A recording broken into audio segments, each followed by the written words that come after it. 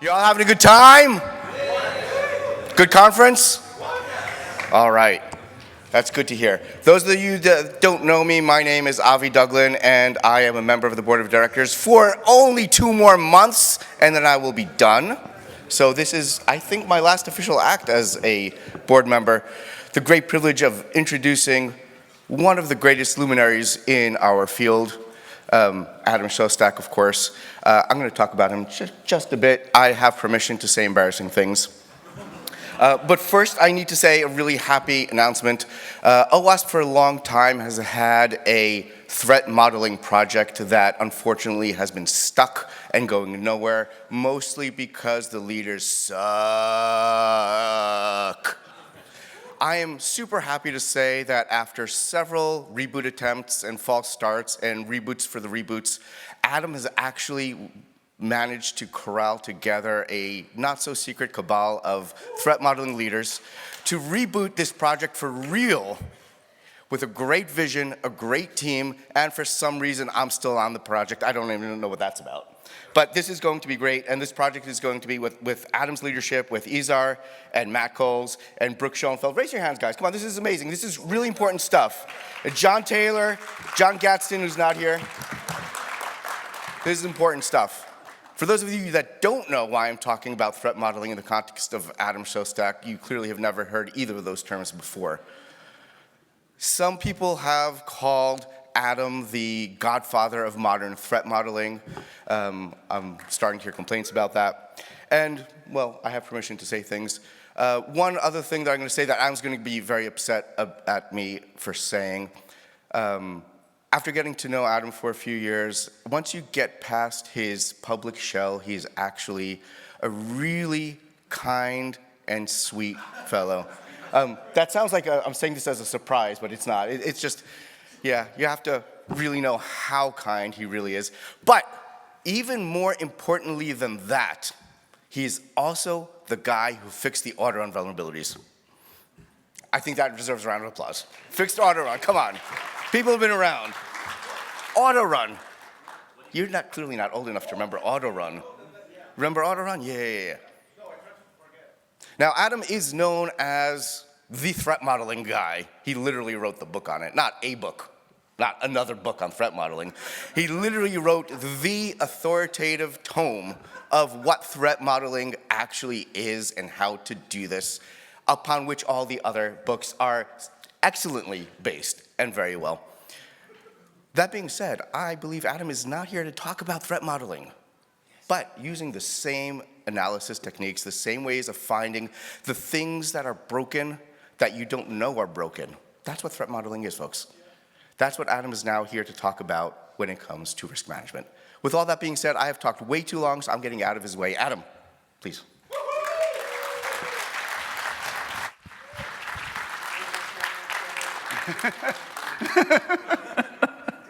Well, thank you. It's really a pleasure to be here in Washington, D.C. with all of you. And as I get started, I thought a little bit about the current situation, and I feel it's a choice to talk about it. I feel it's a choice not to talk about it. And so I want to just say one quick thing, which is I've been coming here for 40 years. I've never seen the military on the streets of this city. And also, I realize I'm not here to talk about politics, and you're not here to listen to me talk about politics. But the one thing I will say is, years ago, there used to be an American tradition of reading the Declaration of Independence on Independence Day. And I heard about that, and I started posting the Declaration of Independence to my blog years ago. And in doing so, I've read it over and over again. And I think it has a lot to say to the current situation. And so I want to encourage all of you, Americans or not, go find the Declaration of Independence, read it. It has useful perspective on the situation. With that, the thing that I'm actually here to talk to you about is stop trying to manage risk. And I'm going to skip over my introductory slide. And I want to start with some polls, and I'm going to ask you, have you ever used risk to quantify a cybersecurity issue? Raise your hand high and keep them up. If you had the data you needed, wow, not a lot of hands. Those of you, whether or not you had the data you needed, did that risk quantification lead directly to a decision? Okay, some hands are coming back up. Not as many as people who have used it, though. And so, the thing that I want to share with you today is that people hope that risk management is going to solve all of their problems. This includes executives, it includes engineers, it includes cybersecurity people. We gravitate to the idea of risk. And there's a couple of and I don't think it works. There's a couple of comments. The first is that risk is treated as if it's an unquestionable axiom. It's an idea that we can't even challenge. Second thought is it doesn't do what we hope it does. And this leads us to all of these feelings of cognitive dissonance. It leads to ugly fights inside of companies. It leads to problems that we can avoid. And a little bit of a risk joke for the risk folks in the audience. We should update our priors based on that experience rather than continuing to believe in it. At least one person gets my risk joke. All right. So, you've seen this. People use the word risk in many ways. This is fundamental to the talk. And what I'm going to talk about is three things. Risk is used pervasively to define cybersecurity in business. I'll give you some examples of this. I'm going to talk about the limits of risk quantification, the many interwoven limits of risk quantification. And then I've been playing with these ideas, I've been talking about these ideas, and people always ask me, if not risk, what should we do? And I have two responses to that. One I'll give later in the talk, but the first one, the other response, when people say, if not risk, what? We're putting risk into that privileged position. We're working with the belief that risk works, that I need to justify replacing it, and that replacing it has to be better not only than what risk actually does, it has to be better than what we aspire to that risk will do for us. And I think that's a dangerous position to put any concept in, but I'll talk about specifics of what we should do. And so, the word risk is used absolutely pervasively. The introduction to the NIST cybersecurity framework says, the NIST cybersecurity framework provides guidance to manage cybersecurity risks, not cybersecurity issues, not to deliver safe systems, not to manage hazards, but to manage risk. The EU Cyber Resilience Act uses the term 178 times, more than once per page. And by the way, there have been some talks on this here, elsewhere. If you are not paying attention to the EU's Cyber Resilience Act, you really need to, because in about a year, you're not going to be able to deliver your software in Europe if you're not CRA compliant. This is a huge change, but I'm not here to talk about that. I'm here to talk about it uses the word risk way too much as a key part of how European legislatures, policymakers, and the folks who are writing the act want to deliver resilience. They want to deliver it through risk. And so for this talk, please take it as a given that risk is used absolutely pervasively, that we take it axiomatically, And risk really relates to threat modeling. But before I talk about that, I want to share an example from a good book that I read recently.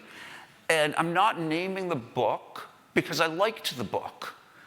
And I'm not trying to pick a fight with its author. But what he says, and he says this repeatedly, risk is the bottom line goodness metric of system cybersecurity. And he goes on to say, in his own italics, if a defense is not measurably either decreasing the probability of successful attack or decreasing the damage that can result from a cyber attack, then one must question the utility of such defenses. And you know, I've only been doing this for a few years, but I see nothing to disagree with in these words, right? This is an aspiration which I share. And then we get into actually trying to do this measurement, and it's hard. It's often really hard to say. How much does your IAM system reduce either the probability of a successful attack or the damage that can be done? I'm getting a shrug. What about your SIEM? What about your WAF? How do we measure? How do we actually engage with these smart words about what risk should be? We take it as a given, but then we can't do it. And because this relates to threat modeling, and you know, Avi said kind things, I do want to give a very quick introduction to threat modeling because it ties into why I'm giving this talk. And so what is threat modeling? Fundamentally, it is using models to help us think about security, and I'm using threats in its English sense of a possible future problem. It threatened to rain. He threatened to beat me up if I didn't give him my lunch money. Threats often include some sort of countermeasure where if we do something, if we bring an umbrella, we'll be more able to deal with this future problem. And there are two aphorisms that I like to use when I talk about threat modeling. The first is measure twice, cut once. If you're working in a physical material, say wood in a wood shop, you measure twice before cutting, because if you don't, you will find a pile of scrap wood in the corner, which is wasted. That scrap wood exists in each of our projects in the form of rewrites, in the form of delays after pen tests, in the form of escalations over should we take this thing live. We are wasting that energy because we are not taking the moment to measure twice. The other quote that I love is this quote from Frank Lloyd Wright, who said, you can fix it on the drawing board with an eraser, or you can fix it on the job site with a sledgehammer. And I like to think of threat modeling as that eraser, allowing us to consider what it is we're going to work on and anticipate problems. So how do we do this? I created the 4-question framework, which is what are we working on? What can go wrong? What are we going to do about it? Did we do a good job? It's been adopted by the Threat Modeling Manifesto, which is a group of folks, many of whom are here in this room, talking about how do we threat model effectively. If you want to learn more about threat modeling, I will say people do seem to like my book. I'm grateful for that. And when we get to this, excuse me,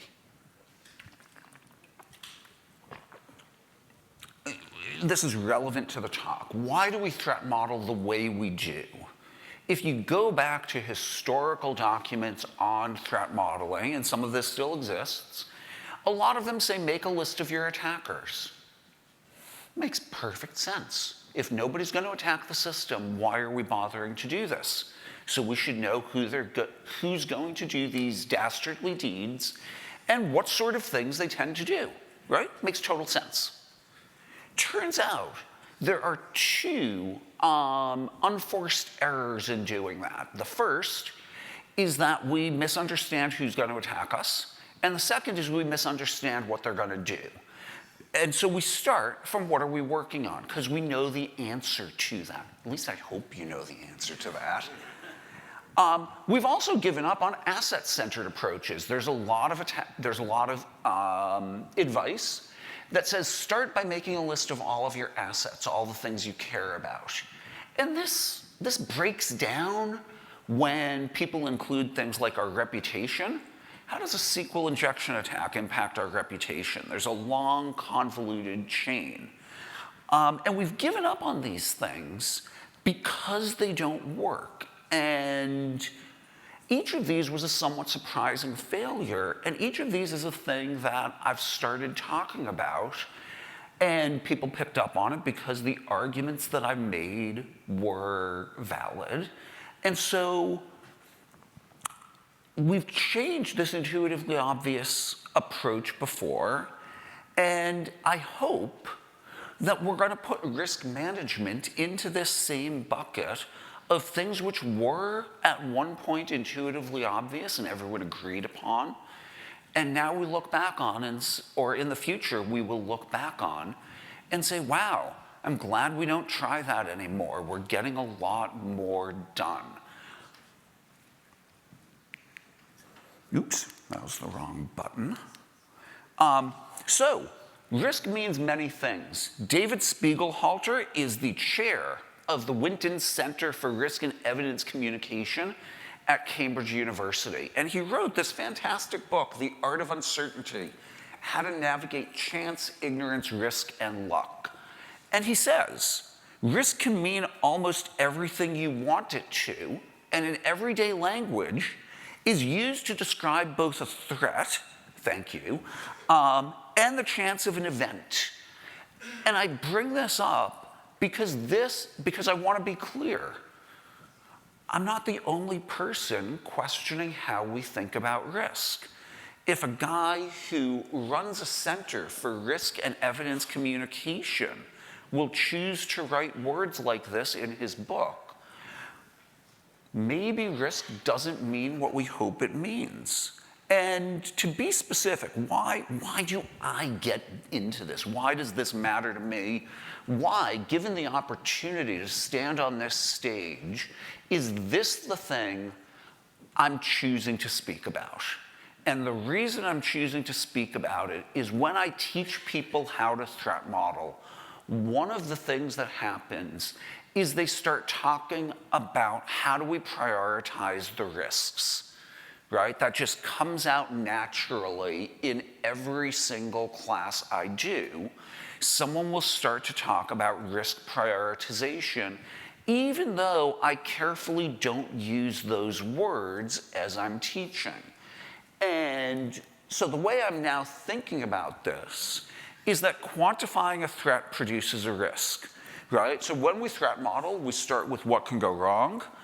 And if it's easily addressed, we mitigate it. We add a control, we write some features, we improve the code, we do things that solve it because that is sometimes faster, easier, and definitely more effective than going ahead and doing a risk quantification exercise.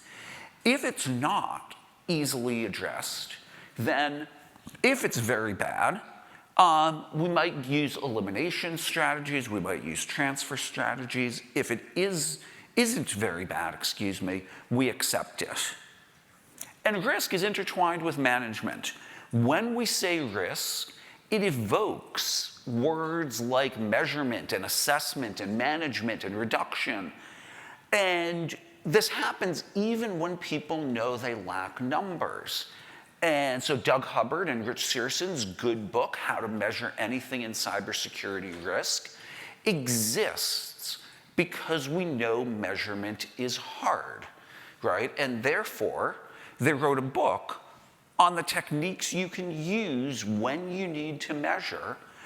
And I have nothing against their book, but I want to say that the existence of their book is evidence that these measurements are not as easy as we think, because if they were, we wouldn't need a book on measurement,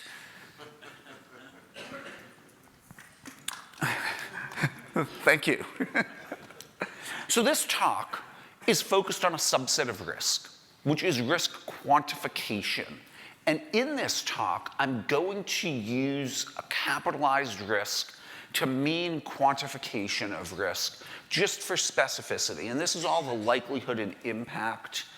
And as David Spiegelhalter teaches us, the English word has a lot of senses. And if you want to learn more about risk, this book, Against the Gods, talks about the history of risk. And it goes back to insurance for ships in ancient times. Ships go out to sea, sometimes they come back. If you're selling insurance well, which is to say you can price it at a level where you're making money even though you're paying out for those ships that don't come back, you're going to do well. And if not, your competitors will undercut you and maybe go out of business. A lot of the way we talk about risk today goes back to the famous mathematicians Blaise Pascal and one of the Fermats, and this problem called the interrupted game. Two people are gambling, one of them is a little bit ahead, they're interrupted. How do they fairly divide the pot? And they wrote letters back and forth in which they came up with the idea, with ideas that we still use today to think about risk. Annuities and pension plans, stock portfolios, all of these inform how we think about risk.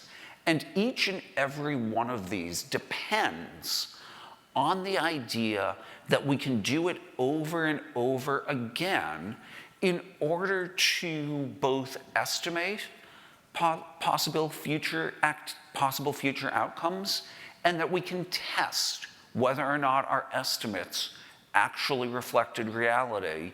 And if not, we can talk about what the difference was. And this brings me to the limits of risk quantification. So risk really depends on what I think of as iteration.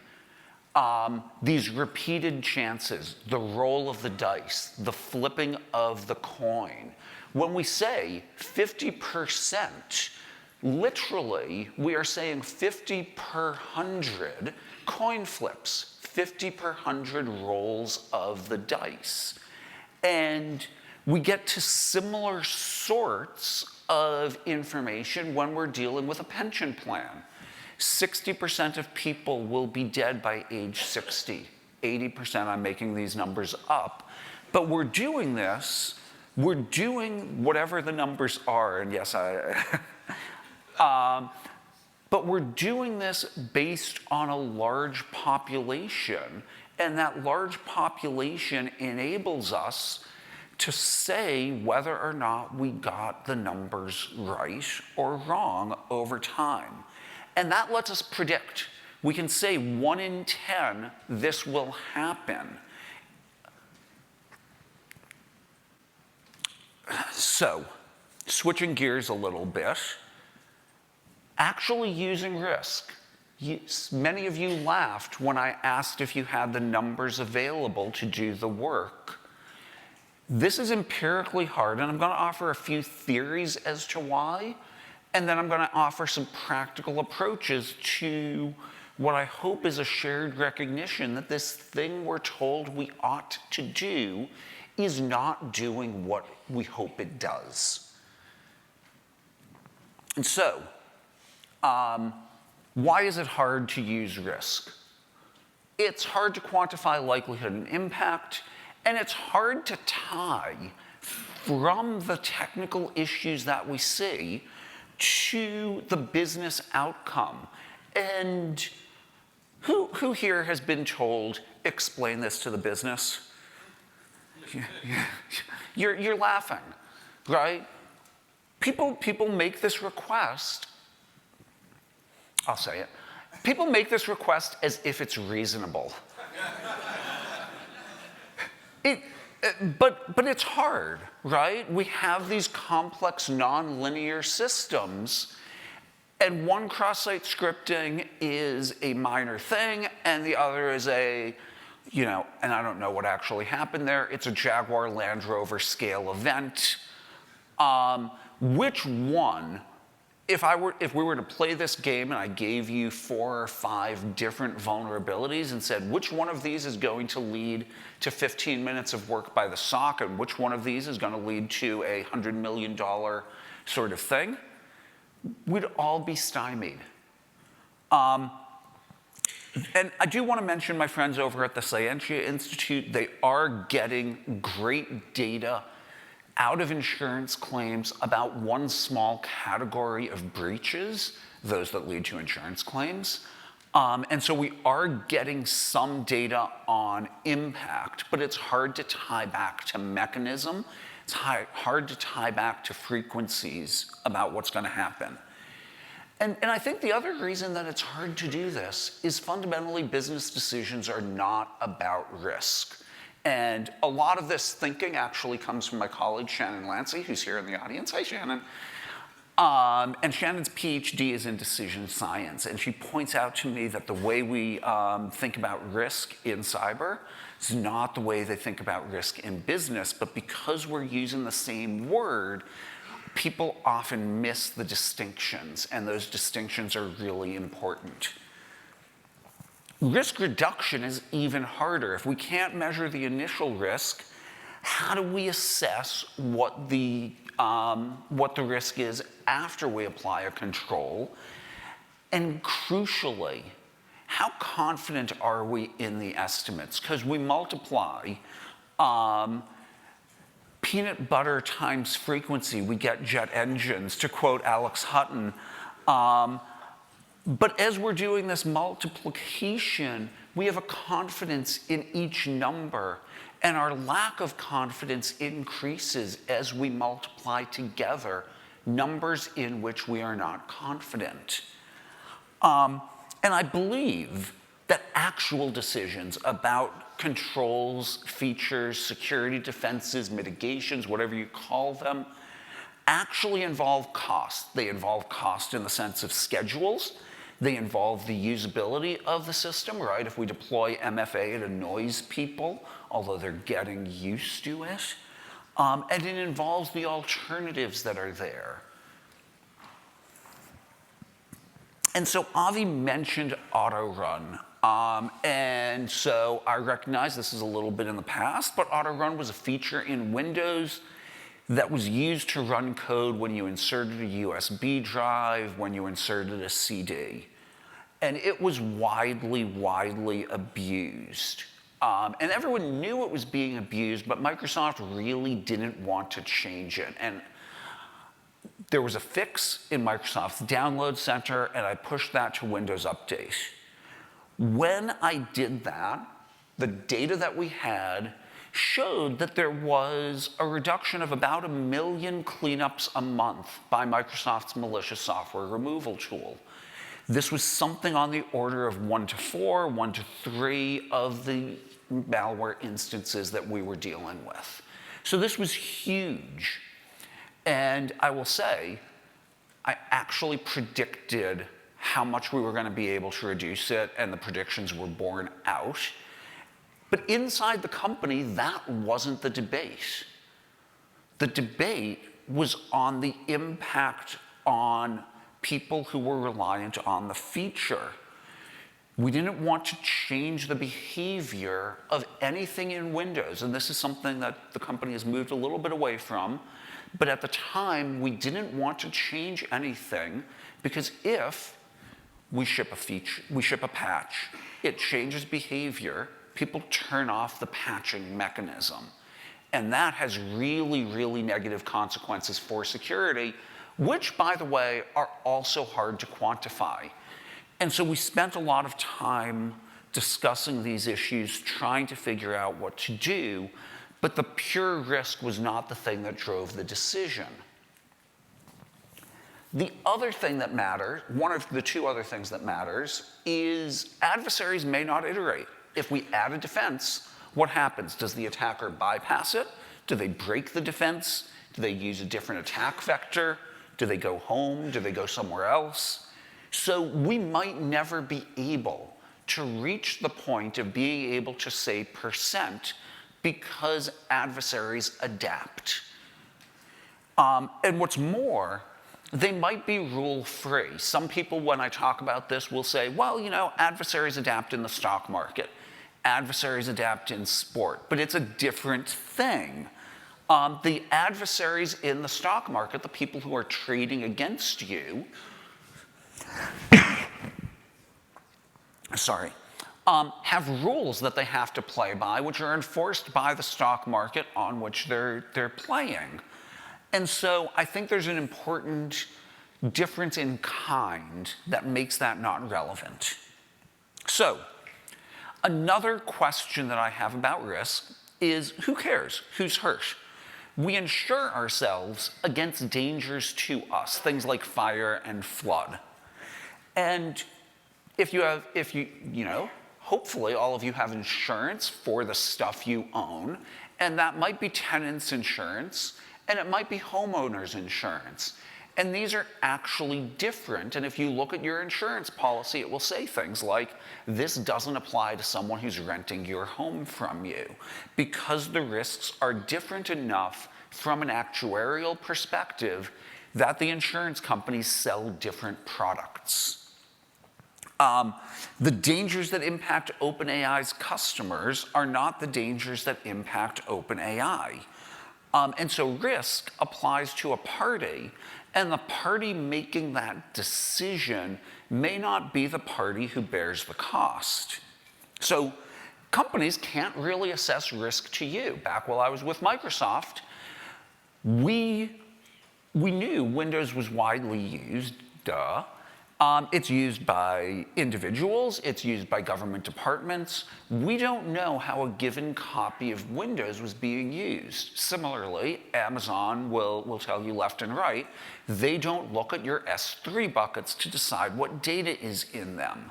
So how can a company measure the business impact of a security flaw? Now, this applies a little bit more to platforms than it does to products, but it's hard to imagine all of the data and prioritize it like dangers to you and to say, you know, that sounds like a corner case to me. It sounds like the sort of thing that doesn't matter for. And there are people who do great work in threat modeling for privacy. There are people who do work in what they call trust and safety. And the fact that the impact falls on someone else, I think really impacts our ability to use threat modeling style techniques to think about risk to others. And so, to sum up this section, stop doing risk. Single instances are impossible to predict. Years of heat maps, no arguments ever settled. And so, oops, some of you are still taking pictures here if you want to take a picture. And the slides will be available, by the way. So, where does this lead us? What are we going to do about it? And I think there's 4 things that we can do. We can acknowledge that we have a problem. We can put down the shovel. I'll talk about each of these in depth. We can set norms in standards, and we can use other prioritization tools. So step 1, acknowledge that we have a problem. We know that risk is hard. We know that risk is controversial.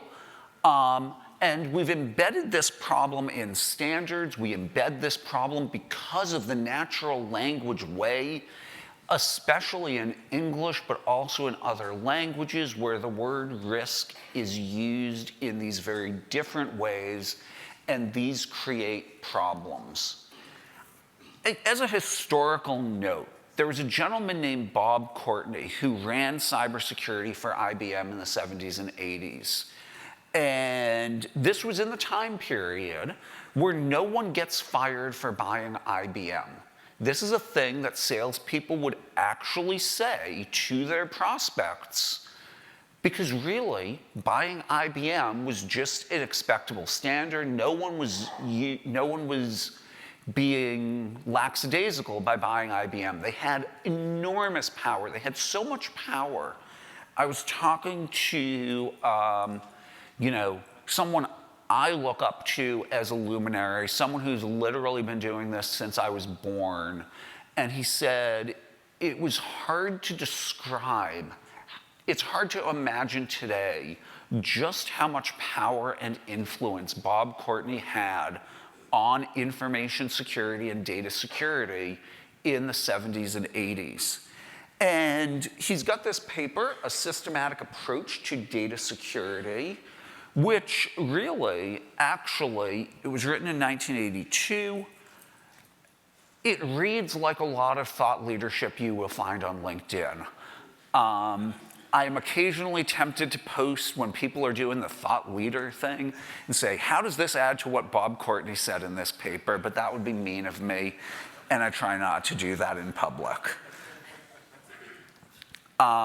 So, step 2, put down the shovel. We know that risk draws in unique associations like assessment, reduction, and management, which other terms, talking about hazards, talking about dangers, talking about threats, doesn't bring in those associations. So let's be careful in our use of language. Let's stop using the word risk. It's not a complete fix, but I want to give you a specific example. The National Institutes of Occupational Safety and Health are responsible for standards that define physical safety. And I'm not positive if the sign at the back of this room that says maximum occupancy by 1,000 people comes from them or someone else, but they have a hierarchy of controls. And it starts with elimination, right? Goes to substitution, find something else that's not as dangerous, then put in engineering controls, then administrative, and finally what's called PPE, personal protective equipment. They don't talk about risk. You are not allowed to do risk management and say, it's okay to have carbon tetrachloride here. You're supposed to eliminate it.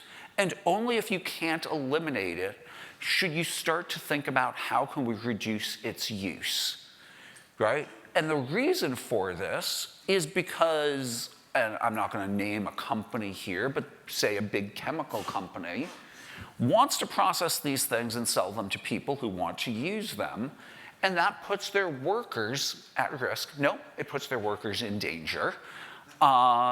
See, it's easy. It's easy. And NIOSH says don't do that. And in technology, we have some equivalents of this. We almost flip the hierarchy. But the key point I want to make here is that there are other ways of dealing with dangers and hazards which are in use, in standards that are widely used and respected, that don't focus on risk. Step number 3 is standardize the answers that we use. So cybersecurity standards tend to say, you figure it out. One of the hats I wear, I'm with a group called IANS Research, and we get questions from our customers. And one of the questions that comes in all the time is, what is an acceptable rate of click-throughs in phishing email?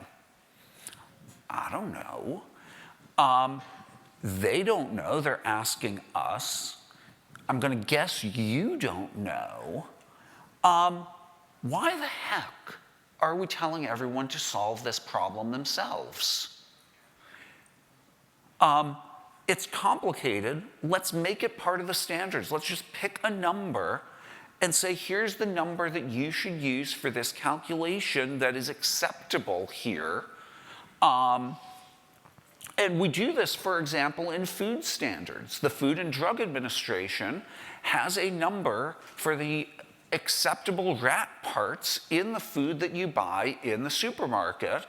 Because what they do is they go and they talk to people who package food, and they figure out, okay, anything lower than this is economically infeasible. And so, disgusting as it is, you can look up the numbers. We don't allow Hormel, pick another food company, I'm blanking because I'm standing here on stage. We don't allow these companies to pick their own numbers. And we could say in standards, you can use a lower value if these circumstances apply. You can use a higher number if these circumstances apply. We don't have to lock ourselves in, but we can save everyone tremendous grief by picking some numbers and saying these are acceptable. And we do this for things as extreme as the value of a life, right? The National Highway Transportation Safety Administration has a number that says this is the value of a human life, and if you're going to build a curve in a highway, it needs to be at this sort of thing, or this cost has to be borne to save this number of lives, right? And so we do this for things that are as monumental or perhaps more monumental than what we do in cybersecurity. And doing this saves all of you an enormous number of future arguments, because you can talk to management and they say, why that number?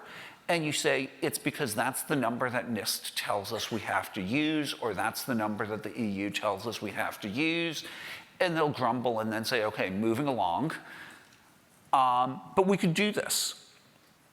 We can use other prioritization tools. We use risk to help in prioritization. Should we do this or that? Nope, no.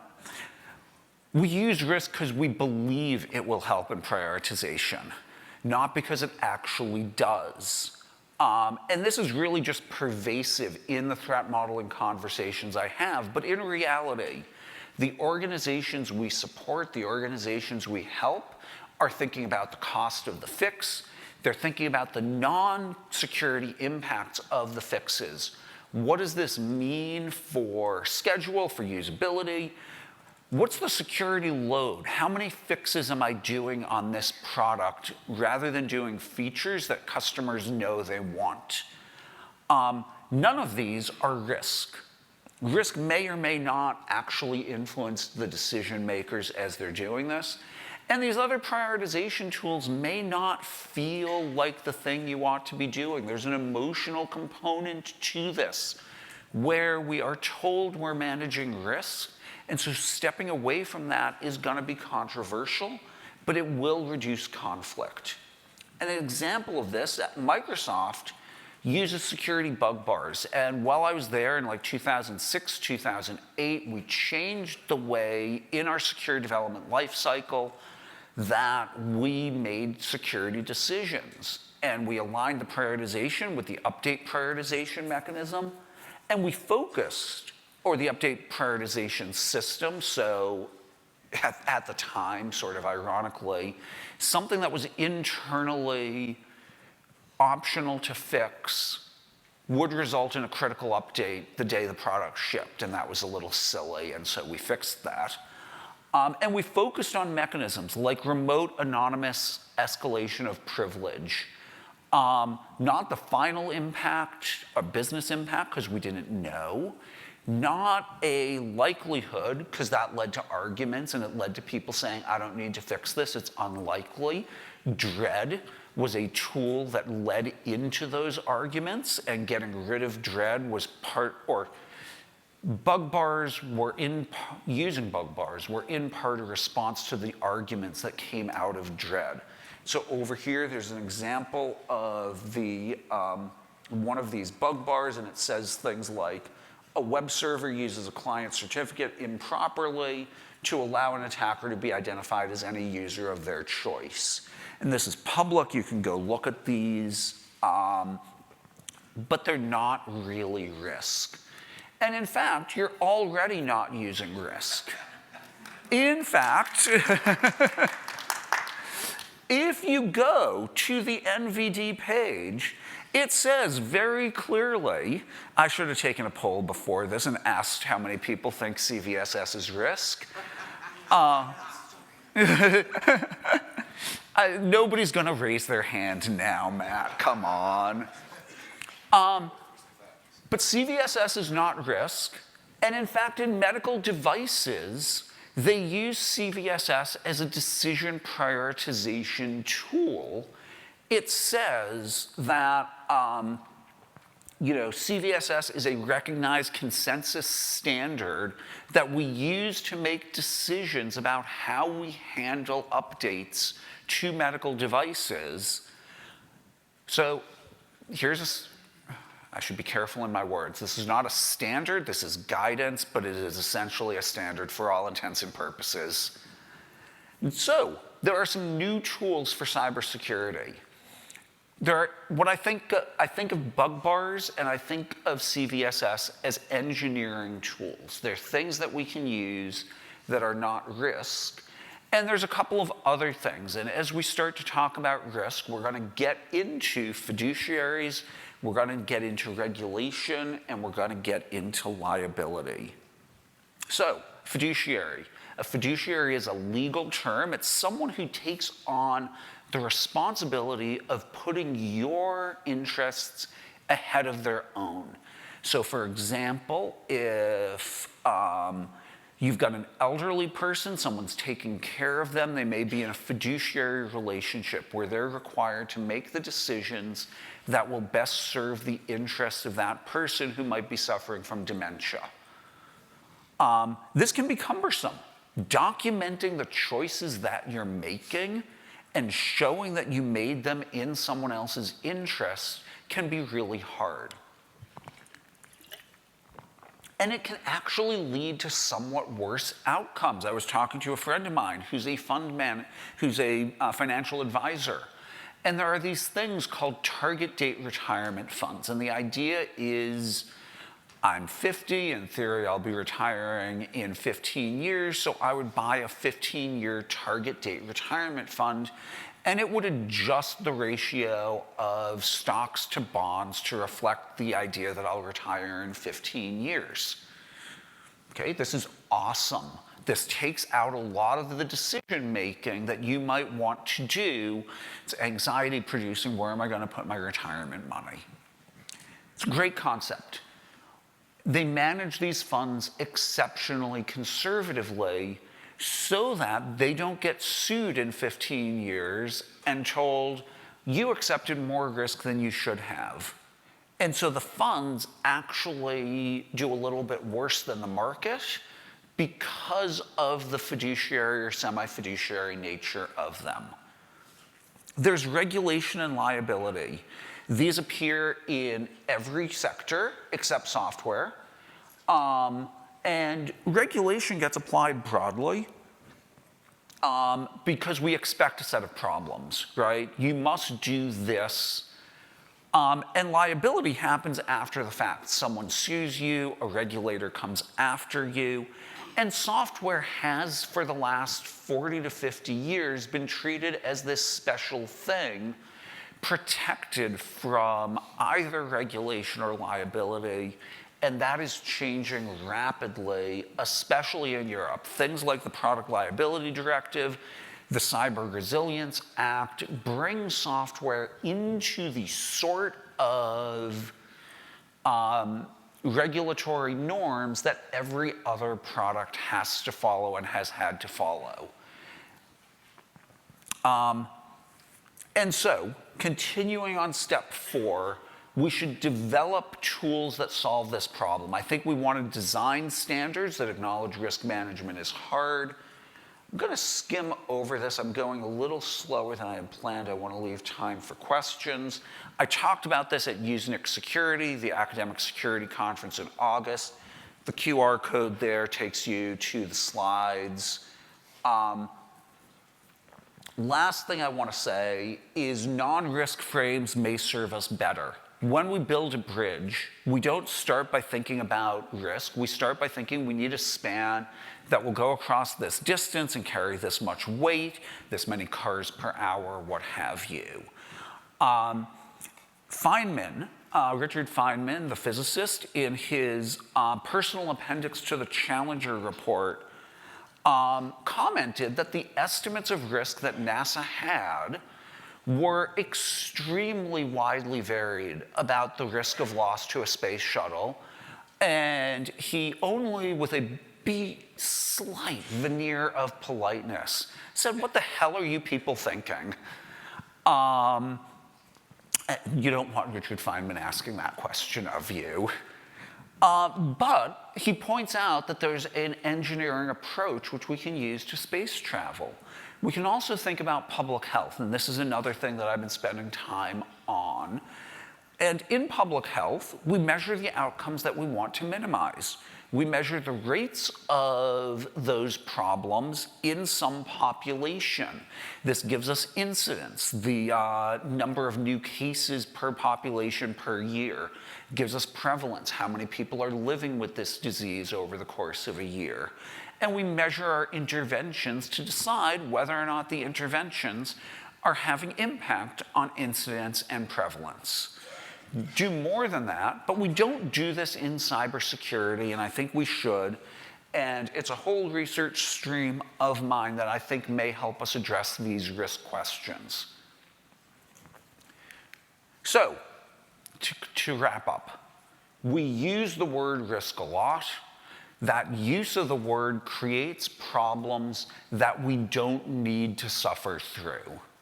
There are better alternatives today, and we can conceive of much better alternatives in the future. But doing so actually requires a degree of courage. We need to say the thing we're doing isn't working. We need to step off of that and say, we're going to find a better way. But finding that better way requires that we make the time and space to do it. So I encourage you to join me. With that, I want to say thank you very much for your attention.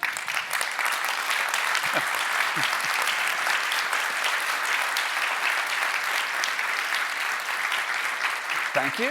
Thank you very much. With that, the slides will be on my blog shortly. I am happy to take questions. Please come up to the microphone here so that the recording can hear you.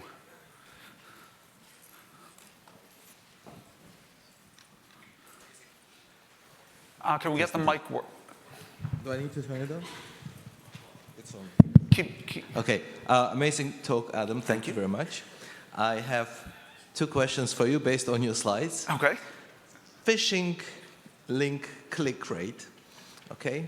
So if we say an acceptable rate is 1 in 100,000, and you work in a company with 100,000 employees, just 1 click can completely compromise the whole company, right? Yes.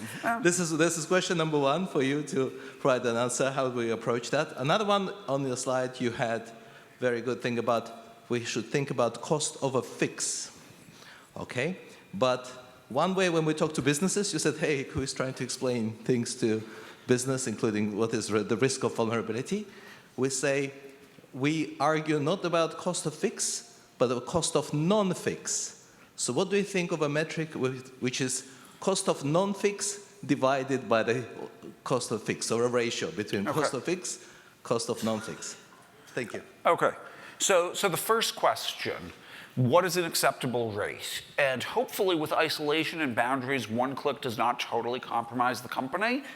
But if the answer, as I think you're implying, is 0, who here can go to their CEO and say, we're going to get to a point where there are 0 phishing clicks that lead to a compromise? Some of you are laughing. Many of you are laughing, and only a very few of you raised your hand. I don't disagree with the implication of your question.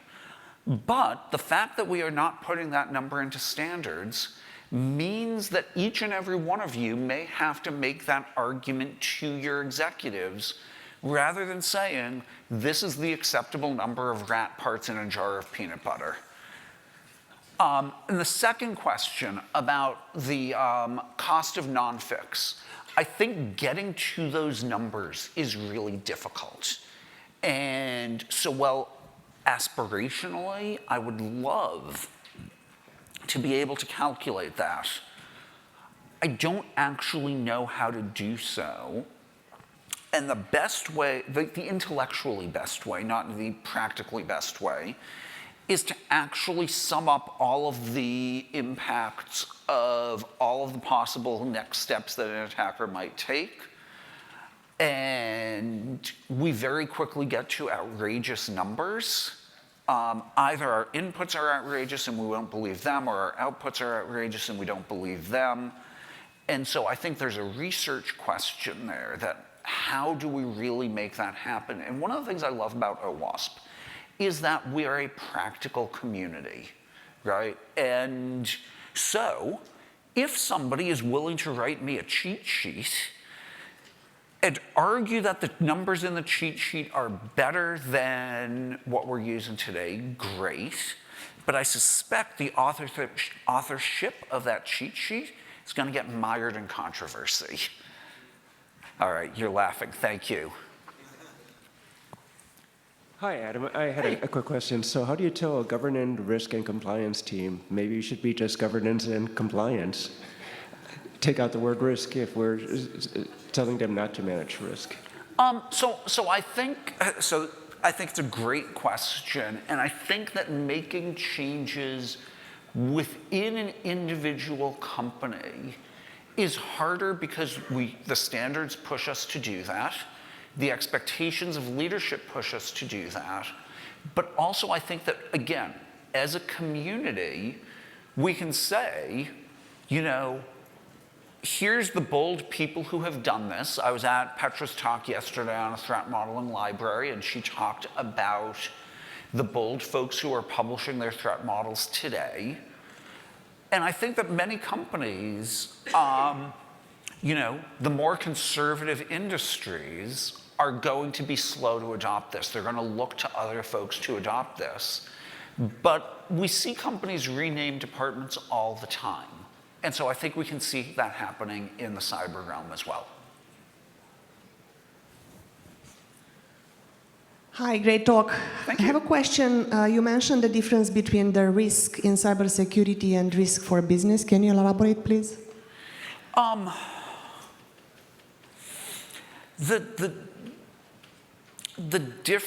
A lot of business risks are things like, a lot of business risks, the way business uses risk is often non-quantified, and we try and quantify in cybersecurity, I think, is the essential thing. And some businesses will try and quantify. I think there may be an expanded version of this talk at some point in the future about how we do these things. Thank you. Shannon, were you? Thank you for your talk today. I'm very excited about it. If anybody was unclear, I'm the one who was bouncing with excitement throughout your talk. I'm trying very hard to figure out what my question is, because you asked for questions rather than comments, but I would like to add to the call for courage, but also motivate maybe with a bit of incentive. Anybody who's selling security solutions has found at least one way to warrant that risk is reduced or that there is some benefit. And it is in the claims that we use, that we sell risk reduction, somewhere in there is the evidence of benefit.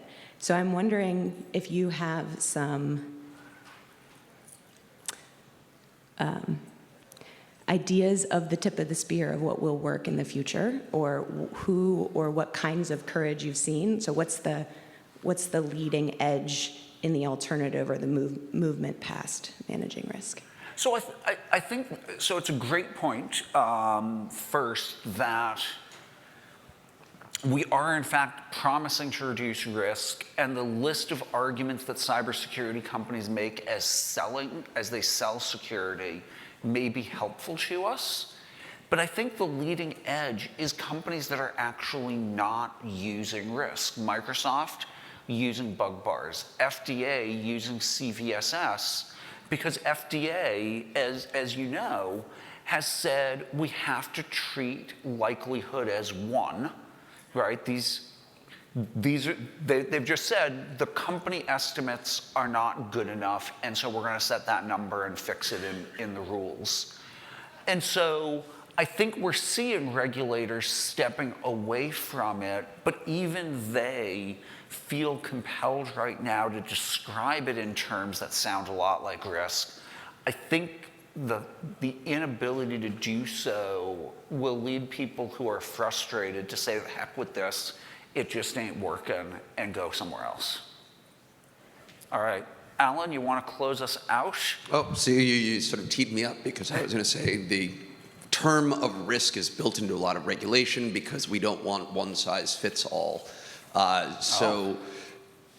What should, if regulators are going to adopt that, here's a control, why should we do it? Because we think so. You know, we hired Shannon, Shannon told us to do this. What do regulators owe the private sector then to sort of be able to accommodate this idea of we're taking away the flexibility that allows you to customize it for your own risk? How can regulators sort of also then say, we're going to be, you know, nice little regulators and be industry friendly? So I think there's a couple of variations that they can regulate on. They can regulate on sector.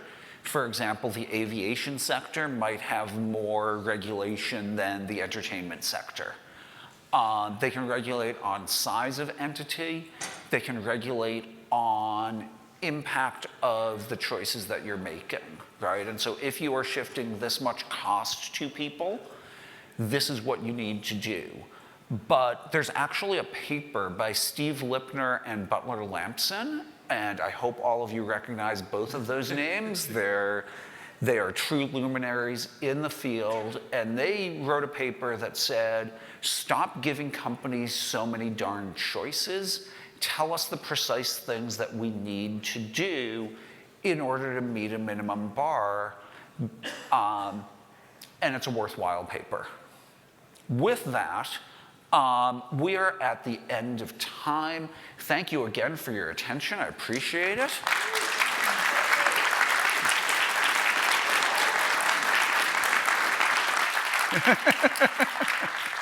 And with that, enjoy the rest of Global AppSec. I'll be around. I hope to talk to you about some of these ideas. Thank you.